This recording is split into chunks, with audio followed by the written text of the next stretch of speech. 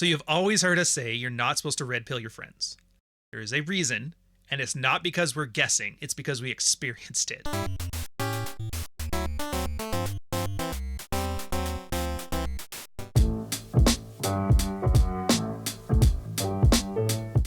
This is the Mids Watch. Welcome, guys. This is Ryan. It's a bit in these last episodes. There's 27 more of these, of which I think 20 of them will probably be useful. You're going to find a little more meta and conflict in here, which will be neat for the simple reason that seeing how a community coalesces around a concept and the inevitable human error that enters in. It's interesting. I find it interesting. I find it's applicable elsewhere.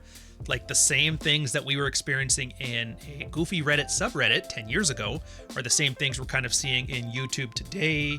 There's things you'll see in your office, 6 months from now. So it's one of those things where just absorb it and keep it in the back of your mind until it actually applies to like some kind of space, a bowling league or something like that you're into.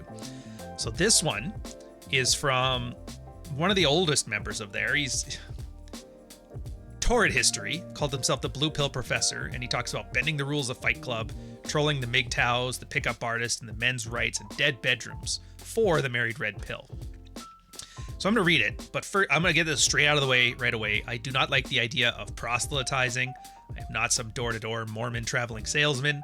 I don't like the idea of us becoming a coalition or a band of brothers or any of that nonsense. I hate that whole collective thing because, like, a lot of the red pill is learning how to, like, army of one, be your own individual, and then from there, people who are attracted to the value you offer will join you. But the idea of just being part of a group, because I remember back in a convention that happened in Florida that shall not be named, we had a situation where Tanner Guzzi was like, I don't get it. Like, this space is obviously helpful, helped me in my marriage, helped you guys in your marriages, and you're single and helped you. Why is there so much infighting? It's like, well, and I was telling him, like, look, you can't expect people to be their own mental point of origin and then think we should all get along like chicks. He goes, yeah, it's a fair point. Anyways, that whole group split up like a year later, so I wasn't wrong. So yesterday, the Blue Pill Professor was listening to this guy, Turd Flinging Monkey, and he's a well-known MGTOW warrior and podcaster. If you don't know the term, it's men going their own way. Long history to it, just know it's guys that are essentially eschewing women for a better life of complaining about women. And for those not in the know, taking the red pill can result in several outcomes. Some guys swear off women forever when they are confronted with their true nature. These are the MGTOWs who often claim the title of the only true red pill guys. Okay. It just seems weird. Anyways, he was talking about how men discover the red pill after they're married and suggested a new term for those guys because married guys can't be MGTOW. And some guys describe those guys in derogatory terms like FIGTOWs, but he suggests awakened while married or AWMs. I had to comment and link married red pill because a lot of guys were commenting there's no place for red pilled married guys to discuss red pilled issues. And that bothers him because our success rate is so ridiculously high, we need more married men to awaken. Furthermore, we can fix the problem of underexposure. So for those brave souls, I think it might be beneficial to go quasi or allied red pill sites and spread the word. I would not advocate for marriage in any red pill site, but I can certainly advocate the official MRP position. We are not in favor of getting married, but we are very much in favor of staying married because it's possible to use this stuff to have the life you want. It's not worth the risk to get married, but it's worth a try to improve your life and have a chance of avoiding divorce and... what the hell's this? Vagimanamony? Alright, whatever. So here's my suggestions. Go to the MGTOW YouTube channels, Stardust, Sandman, Red Pill Philosophy, and others. Go to the Return of Kings, Roosh, RSD, and then go to the Dead Bedroom site. You won't be banned outright, but prepare to be downvoted. But please follow the rules. Anyways, it's just a bunch of him listing a bunch of places to go, and don't blast it on Facebook though. Facebook will nuke you. They will nuke you. Finally, if you do this, consider yourself an ambassador and behave accordingly. Don't argue, present facts, hold frames, and don't get into a maelstrom. My God, this is the cringe. This is the cringiest thing ever, and we kind of knew this. So, Jack and I are remarkably on par with our opinion to this one. It was one of the senior members. I think he was like number 2 or number 3 guy who joined the subreddit. Head moderator kind of thing. And all of us were kind of just giving ourselves a collective head shake, like we're not part of some weird locker room. Anyways, Jack chimes in. My 2 cents, the reason I invest so much time in my comments here is because it's one of the few places that essentially demands you strip all pretense at the door and come in with your unvarnished and exposed ego. If you ever have tried giving real life advice on anything, have you? It's annoying as shit. Someone saying, "Can I ask you for advice?" is usually them asking, "Can you validate how I already feel about something?" Or worse, they take your advice and blame you. Remember that alpha is wolf guy? Yeah, that's what he did. Outside of the married red pill, though, he is not the exception, he is the norm. Now, I think the married red pill is great because I don't need to do any of this Socratic method BS. I'm happy to advise my friends because they're my friends and they add value to my life in other ways, but it's really goddamn annoying to have to constantly advise somebody by tricking them into pretending your ideas are actually theirs, which is sort of what the entire cognitive behavioral therapy discipline is about. Married red pill is one of the few places where we're able to say, here's where you're fucking up, here's some tools on how to solve it, and any outcomes are your responsibility, and actually have somebody listen to you and not cry if it doesn't work because, for example, they took everything you said hyper literally. The reason for this, I'd theorize, is that the organic way men stumble into the married red pill usually starts with a lonely and depressed guy typing, "Why is my wife so hateful?" or something into Google. And after various clicks across the web, he ends up at the red pill and then the married red pill. And so I'm happy to drop 4,000 words of advice on some schmuck whose wife isn't fucking him, because he's going to be a hell of a lot more receptive than most people.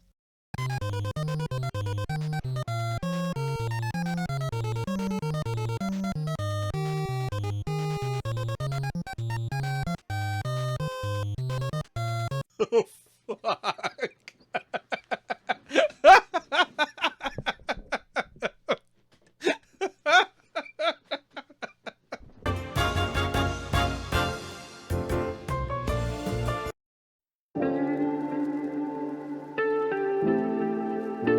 Outcome of a recruiting drive is going to change that. Military guys, correct me if this is a bad analogy, but I see it as the difference between an enlisted volunteer versus a conscript. One way or another, those volunteers came here of their own agency, so they are a lot more likely to be open to the ideas discussed. Red knighting all over the place may bring a bunch of conscripts who may be annoying, and should we call them out, or do they have a somewhat valid excuse to reply, "What is your problem? What's all this have to do with all this reading, and why am I a loser for not doing so? You told me to come post here." Like, you see what I mean? He's not wrong. And this is why a lot of aggression is happening right now. If you're into the red pill drama on all the various social medias, and I'm sorry if you are. I'm really sorry if you are. But yeah, it's mostly Instagram ass model influencers and then people who actually like the content having a big fight right now because, one's popular and one is useful, and the two shall never combine. So if you want to grow the subreddit here, I would encourage more published non-Reddit content like Hunter Drew's The Family Alpha. If you came to me as one of my marketing clients, this is what I would advise. I would say you have a strong community here, and aggressively growing that is an option, but not without significant risk to diluting that community. Ask me how I know. By the way, that is funny, dude. I haven't heard Hunter reference in forever. The best way to increase growth is develop more external channels outside of Reddit, under the control of existing community members where a consistent message and theme is there. If you have a political message like, Fox or CNBC or whatever, this is analogous to Fox Business Network, which is basically CNBC, but we like Republicans even more. And then it's easy enough to engage with the audience with the canonical stuff like O'Reilly and Hannity and whatever, way more effective than trying to air Fox News commercials on other TV networks. Now, I'm not saying we should never participate in other subreddits. I know one of the older mods, his name's Feardog, for one, hangs out around dead bedrooms and drops some good wisdom bombs every so often. But there's a sort of art to doing that. You kind of got to stick your toe in the water, gradually introduce your ideas, but code it in their language, and then other people go, "Oh, I like that. I wonder if there's any other stuff." And then they look through your history, and then they'll find stuff like a red brick road. Socratic method, right? And if you want to do this, go do this. But it takes time and work and effort, so you probably have to legitimately want to participate in that community anywhere for fun, and not just for the sake of red knighting. Now, this isn't true of every community. I doubt Coke gives a shit about the community on their Facebook page, for example, and would just urge me to figure out how to make the like button spam up. But I think it's true here, and I absolutely understand the desire for moderators to want to grow a community, but I think red knighting is going to give you a much different psychological makeup than the guys who currently find this place organically, and I don't think that's going to be a good thing. Yeah, I mean, there's so much to go on in this one. Anyways, so continuing on, I just realized I left out a good point for why organic, homogeneous growth is so important. Married Red Pill is what you would canonically define as a counterculture community of men. That's right, the real counterculture is guys who want to sleep with their wives. What can I tell you? I mean, if you want to talk about stoicism, I hope everybody here realizes that this subreddit is literally designed to be ripped apart at some point in the future.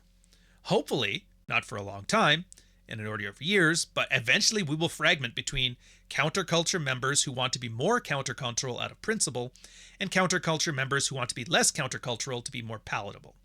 If you want a good example of how this happened, consider that the pickup artists have, broadly speaking, branched into two directions. The first one I'd call the Mark Manson branch, and then the second one I'd call the Roosh branch. Manson's much more accepted in mainstream society and can operate freely and push his agenda without problems. Roosh would say that agenda is watered down and he's the real deal and fuck compromising how you message that agenda. Manson would in turn say, oh yeah? Well, I'm not the one who's literally banned from traveling to different countries, so maybe I'm more of a success than what I'm trying to do than you are. I mean, you're already seeing it now with Roosh and the Red Pill. Roosh, so Roosh started this thing called neo-masculinity, which if you guys haven't heard about this guy Roosh V, neo-masculinity is Red Pill, but no gays allowed. That basically sums it up. It's just hilarious. And it's since then he's gone through like 4 or 5 different pivots. So yeah. Anyways, so I mean, this is going to happen to the Married Red Pill. It's up to the mods, but it's really all of us, whether it happens at 6 months or 6 years, and whether it happens when we have 10,000 subscribers or 100. I would argue that red knighting all over the internet probably just ensures the former, in both cases, is more likely to happen quicker and not sooner.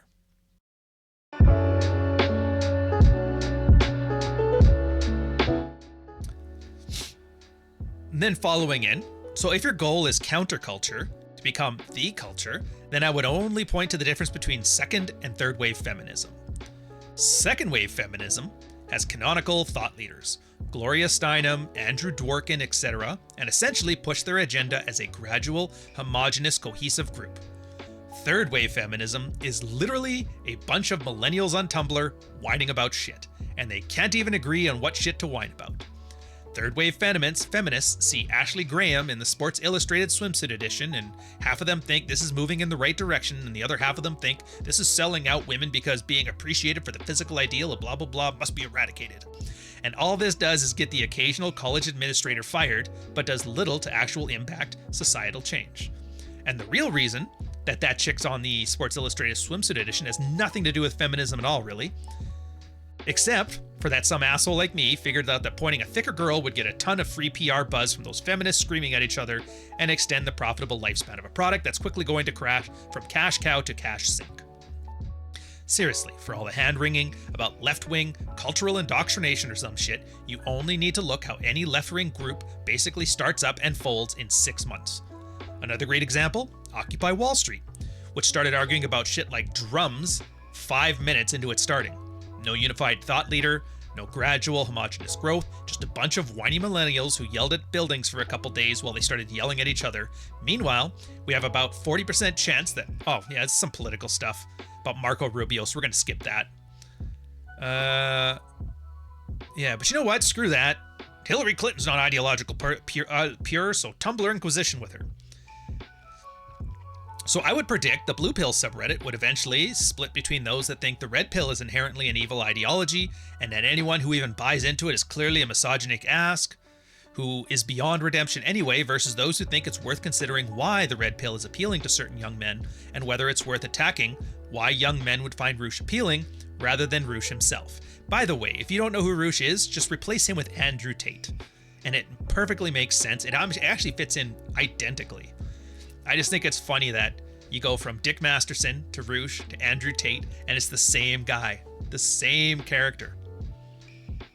It's kind of like Alice Cooper, Gene Simmons. It's always the same thing. Face makeup, singing about the devil. Then Marilyn Manson, well, I don't take the makeup off in interviews. And like, okay. So I say all this because I know some guys here, like the professor, are really heavy on the sociological feminized decay of our society and see married red pill as this bulwark on the left-wing liberal indoctrination they see everywhere around them. So man, like a lot of things in life, there's no game here you need to win, and you definitely don't win it with more subreddit members. You just need to wait and let all your opponents lose the game for themselves.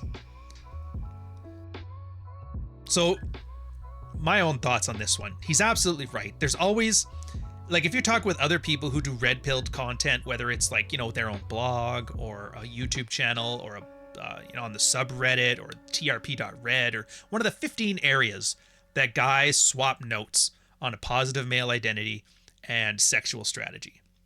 There is always a train of thought between I want to become popular or I want to become effective.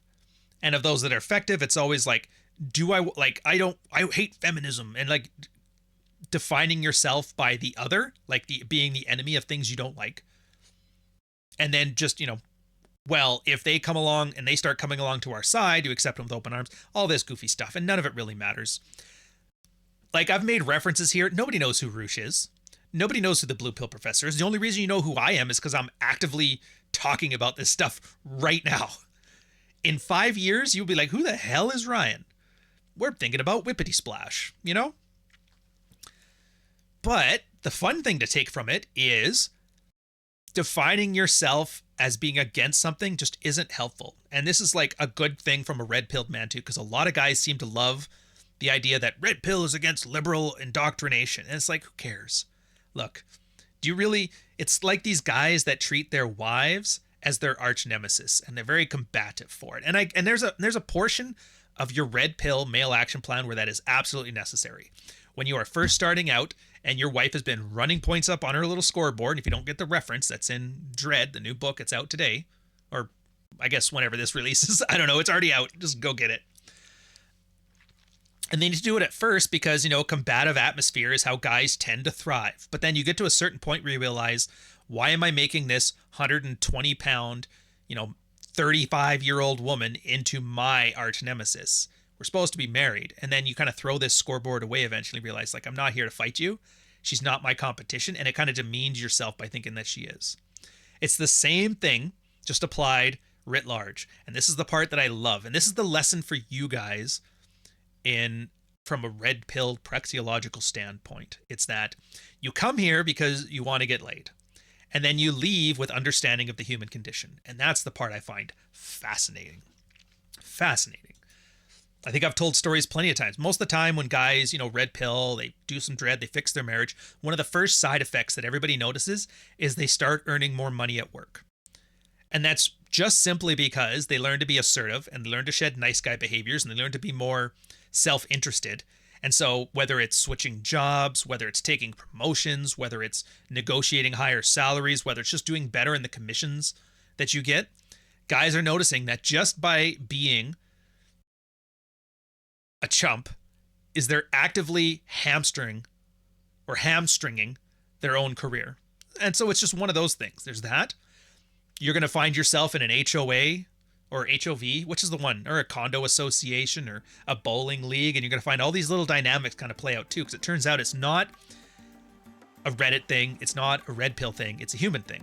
And when people organize these, especially when you have no gatekeeping, like say what you will about a military environment, but there is a hierarchy and it is established and everybody agrees to the rules. But in life, your bowling league doesn't have a strict hierarchy. Somebody could tell the captain of the bowling team to go F himself and nobody can stop him. And so when you have these kind of informal hierarchies, you end up having situations like this. Now, how do you navigate it? I couldn't tell you. For me, what I like is, when in doubt, ignore the meta and just focus on the work. I find that works much more effectively because, and this comes in with an older post, which I don't know if I'll do a video on it or not. It's Why Debate is Dead. A guy Whisper came up with it. And what he talked about was the debate has kind of advanced over the years. At first, classical debate.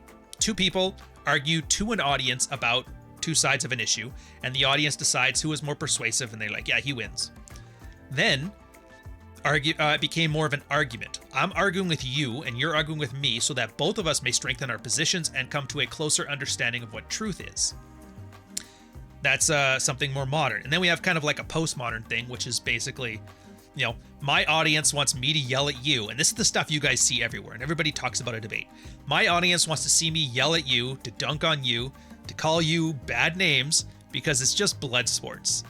It's the champion of Greece and the champion of Mycenae fighting it out for me. How great. And so there's really no point having these arguments or having these beefs because they don't solve anything other than rabble rousing and audience participation.